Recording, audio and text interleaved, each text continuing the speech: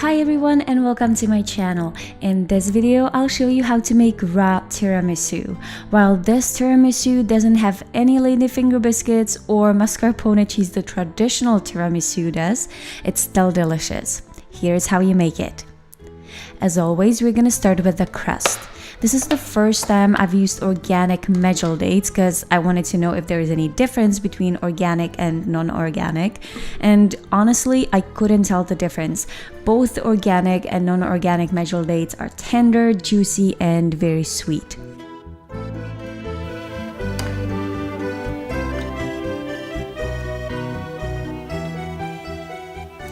The next ingredients are some raw walnuts, pure vanilla extract, instant espresso powder, and a pinch of sea salt. I'm using instant espresso powder made from freshly roasted Arabica beans. The espresso powder is designed for making desserts and I love it. I'll have a link to it in the description box below if you want to check it out.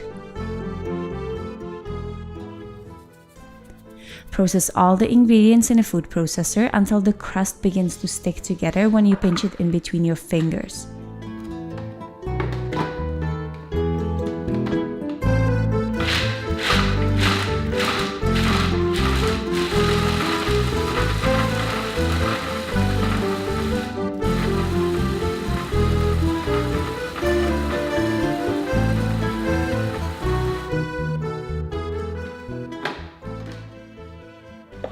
Transfer the crust to a lightly greased 6-inch springform pan and press it down into an even layer. I usually use my fingers first and then really pack the crust down with the bottom of a glass.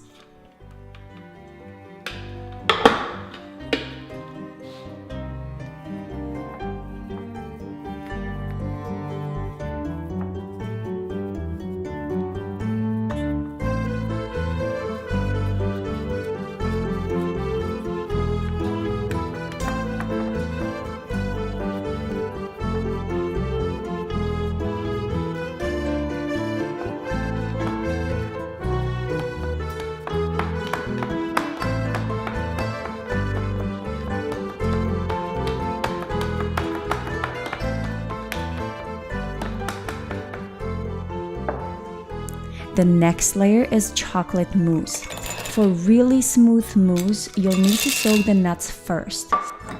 I don't know if I've ever mentioned it in my videos, but you can actually oversoak cashews if you soak them for more than 12 hours.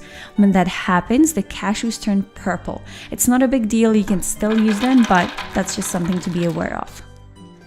Next up, I have some medjool dates, cacao powder, instant espresso powder, vanilla extract, and a pinch of sea salt. Again, for really smooth mousse, you want to make sure you're using really soft dates. If you're not using medjool dates, I would highly recommend soaking the dates first so they soften up and are easy to blend. Also, this layer is quite hard to blend, so if you don't have a high-speed blender, you might want to use a food processor instead.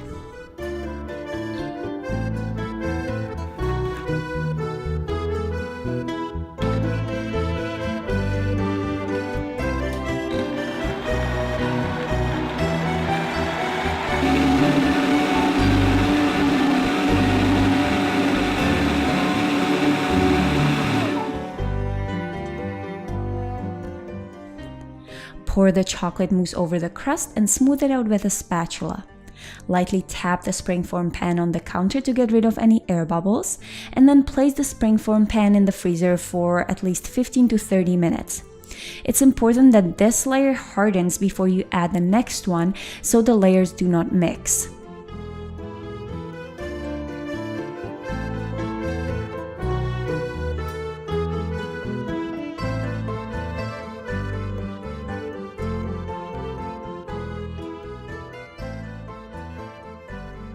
The final third layer is the vanilla cream. So clean up your blender and then add all the ingredients in. Here I have some soaked cashews. For this layer, you definitely want to make sure the cashews are not purple. Almond milk, maple syrup, melted coconut oil, vanilla extract, and a pinch of sea salt. Since we're working with melted coconut oil, all the ingredients for the vanilla cream should be at a room temperature.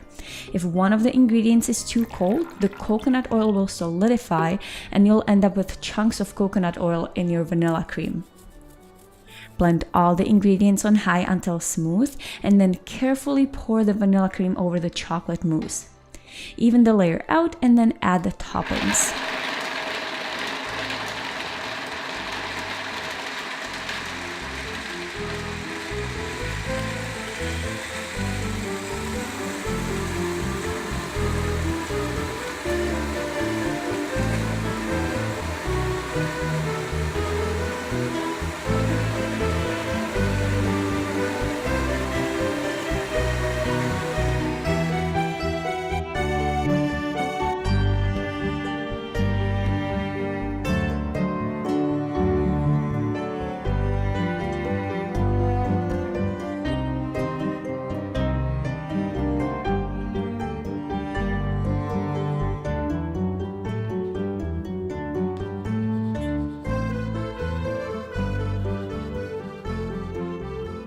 I like to dust the tiramisu with some cacao powder and then sprinkle a few cacao nibs over the top.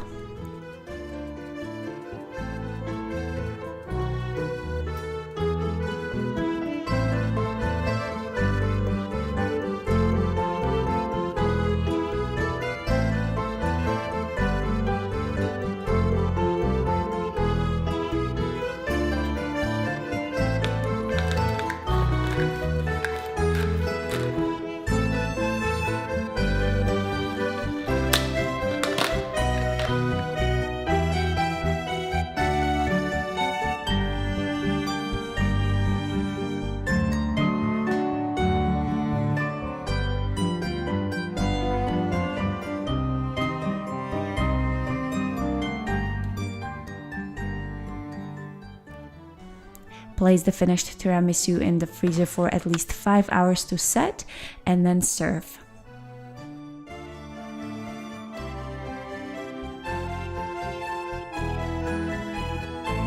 If you're one of those people who doesn't like coffee, I have to say that I don't drink coffee either. I love the aroma of coffee, but I just don't like the taste because all I can taste is bitterness. And I have tried all types of coffee. I have tried dark roast, medium roast, light roast, mocha, cappuccino, latte, you name it.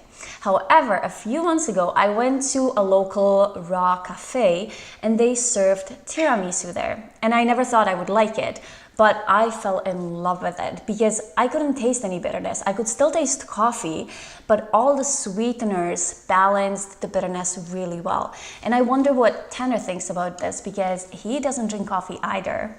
Well, I would say, first of all, that the majority of the coffee flavor in this one is coming from the bottom, the base.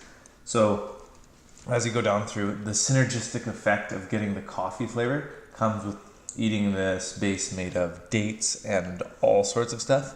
Walnuts. You do get the coffee flavor from the top, from the white layer and the brown layer. It's more of like a mousse consistency, both of them. Mm-hmm. And then the base, when you get to the walnuts, I don't know what you've done, but it's like the pronounced coffee flavor comes through there. And it's not bitter. It doesn't even leave a bitter aftertaste in your mouth. So that seems like a good idea. And I would say the top layer is my favorite though, because it tastes like kind of like whipped cream. The vanilla flavor. Yes. Oh, and if you're wondering why we are taking such small bites, it's because I forgot to take the tiramisu out of the freezer. So it's still kind of frozen. And I want to talk a little bit about the texture as well. So it does not really taste like cheesecake, or the texture is not like raw cheesecake if you have ever tried it.